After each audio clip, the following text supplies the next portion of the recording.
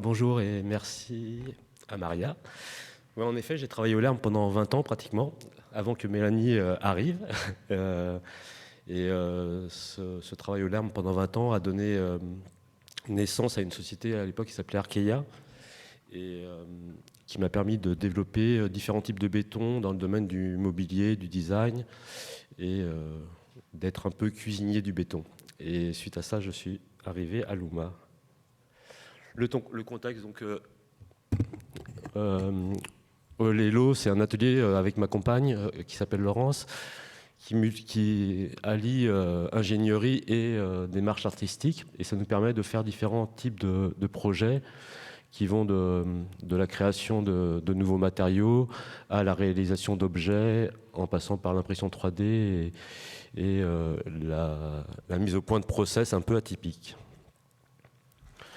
Là, c'est quelques exemples de projets, on en reviendra dessus par après, mais ça vous donne un peu suite à mon expérience au LERM, j'ai eu tendance à sortir un peu du béton classique et du béton à base de ciment pour développer des bétons un peu atypiques. Et je me suis amusé à travailler avec différents types de matériaux et de voir comment toutes ces recettes-là pouvaient se donner vie à des projets.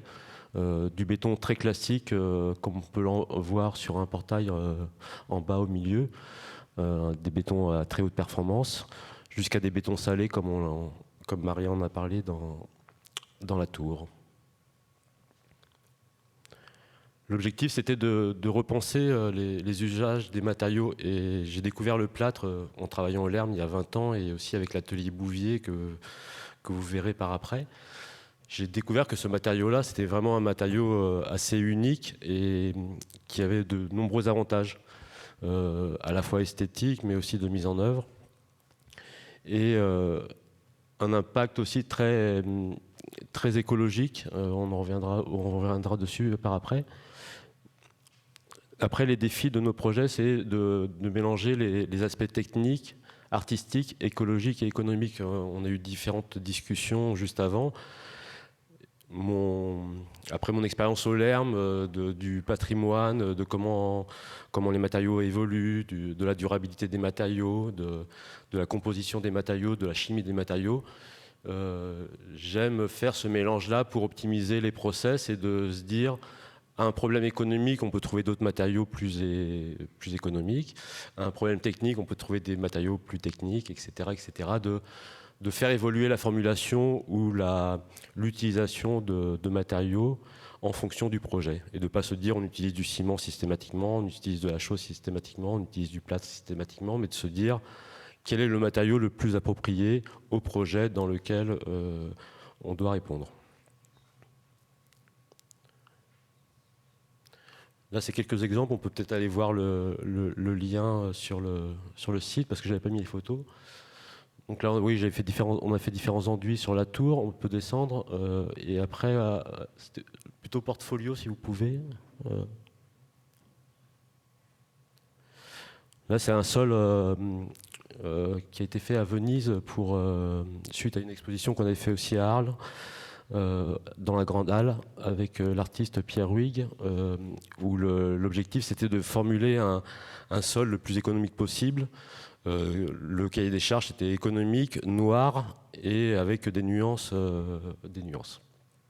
Donc on a utilisé des terres recyclées, des résidus de construction qui ont été mélangés avec des mélanges de plâtre et de chaux et des pigments et compactés par ensuite pour donner cet aspect-là. Donc l'idée c'était d'utiliser 80% de ressources recyclées sur place. Donc on n'avait que 20% de matériaux même pas 20%, je dis des bêtises, 10% de matériaux à transporter. Un autre exemple de béton de plâtre, là aussi c'est un béton, je reviendrai pourquoi l'utilisation du plâtre, mais c'est des bétons de plâtre, pas des bétons de ciment, parce que je veux au maximum utiliser le plâtre dans tout ce qui est possible, parce que ça a un impact carbone qui est beaucoup plus faible, on reviendra dessus. Mais c'était une construction en béton de coquilles d'huîtres, comme on l'a vu aussi avec l'atelier Luma tout à l'heure. Là, c'est un autre sel pour un artiste qui s'appelle Jacob Kunstinson, qui voulait un sol qui imite les sols de Camargue. Je ne sais pas si vous avez eu l'occasion de promener en Camargue tous, mais où on voit des fois en été des reflets verts, des reflets rouges qui sont dus à l'évaporation de l'eau de mer et concentration des algues ou des différents oxydes. Et donc on a recréé ce sol à base de sel aussi et de pigments pour créer un décor. Voilà. On peut descendre beaucoup plus bas. Après, différents projets privés, en plus bas encore. Et après, ça, c'était une d'anciennes réalisations qui ont été faites dans différents domaines, mobilier urbain, design, prises électriques, montres, tout ça à partir de béton minéraux, de matériaux minéraux, pour vous montrer qu'on peut repousser les limites de tous ces matériaux en les formulant, en les adaptant au projet et en trouvant les matières premières adéquates.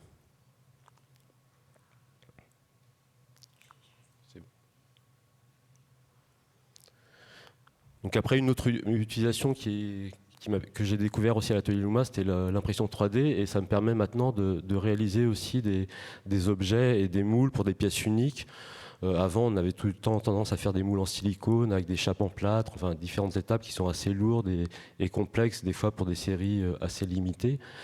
Là, l'impression 3D et l'intelligence artificielle en plus maintenant me permet de réaliser et d'optimiser des moules pour des pièces uniques et d'avoir des moules à des faibles coûts pour pouvoir réaliser des petites séries ou des prototypages plus ou moins complexes. On a aussi développé des différents bétons, et un point sur lequel je voudrais revenir, Mélanie en a parlé légèrement, on a la partie végétalisation des terres.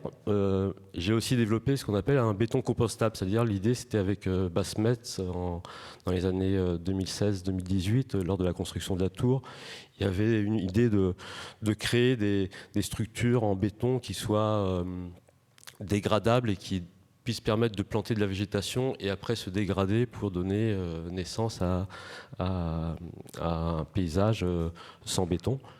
Et donc on a développé des bétons qui permettent cela. Il y a différentes recherches qui ont été faites sur l'utilisation du plâtre en amendement dans les terres, et qui montrent que le plâtre, par exemple, a un effet de revégétalisation des terres. On l'utilise en Amazonie, on l'a utilisé pendant la Révolution française aussi. Il y a beaucoup d'articles qui remontent à la Révolution française, qui montrent les bienfaits du plâtre dans la revégétalisation des structures. Donc de cette idée-là est partie l'idée de créer des bétons végétalisables, compostables, et différentes expériences ont été faites.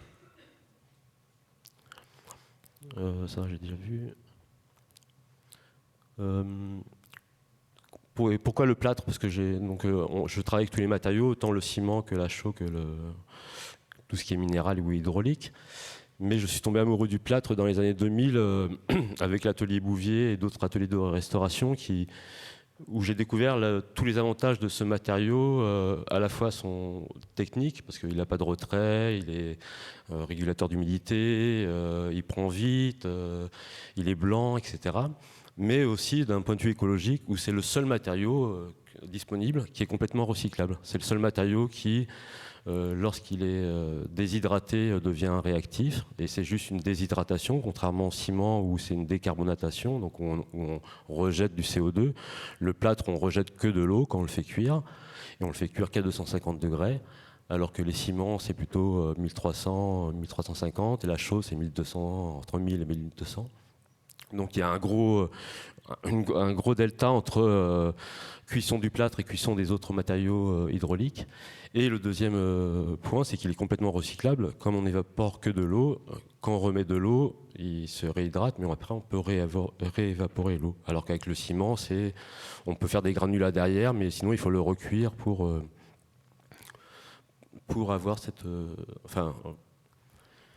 Donc c'est un matériau qui est assez magique, et même les Égyptiens avaient compris cet avantage écologique, parce qu'ils utilisaient beaucoup plus de plâtre que de chaux, parce que c'était le matériau qui consommait le moins de bois à l'époque pour les constructions. Donc pourquoi utiliser ce matériau, le plâtre? Encore une fois, l'idée c'est de de se dire que le ciment, c'est un matériau qui est très, très intéressant, très utile pour plein d'applications, mais que d'autres matériaux comme le plâtre, pour la décoration, pour des enduits, pour des mélanges avec des matériaux biosourcés, a beaucoup d'avantages par ses caractéristiques techniques. Souvent, les matériaux biosourcés ont des inconvénients de retrait ou d'autres choses. Le plâtre, lui, permet de compenser tous ces inconvénients que les nouvelles formulations pourraient amener. Et donc là, c'est des exemples de béton végétal. Mais il y en a sur mon site, sinon vous pouvez voir. Mais l'idée, c'était de voir combien de temps le matériau pouvait tenir et comment il se transformait après. Et donc on se rend compte qu'au bout de quelques années, il devient de la terre et la végétation se développe. De toute façon, je crois que 2 présentations après vont parler du plâtre encore. Donc merci à tous.